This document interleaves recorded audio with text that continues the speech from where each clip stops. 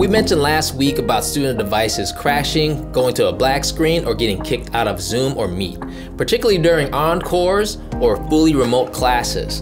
What we have discovered is that our student Chromebooks are being overwhelmed with the increased demands of the CPU or processor when you consider Zoom is running GoGuardian, Seesaw, cameras, microphone audio, just to name a few. These services add a tremendous load on our student devices.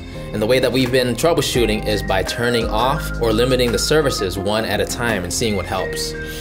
So if you're not seeing these problems, you can totally ignore the next suggestion. But if your students are continuing to experience these symptoms, our next troubleshooting step is to limit the use of GoGuardian. We know how important this tool is for your classroom management, but we have seen that limiting the use of GoGuardian keeps the connections more stable.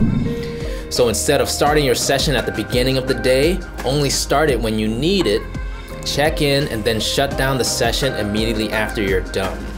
We've heard feedback from some of our early testers, and they've reported improvements in some cases. We know that GoGuardian Chat is another critical tool, so we have alternatives for those. Clever has recently enabled messaging. With the messaging feature, you have direct access to your students and guardians. We can't guarantee that it will work for you, but you can certainly give it a try. If you have any questions or concerns, please feel free to contact us at techsupport@d47.org. Thanks for watching and have a great day.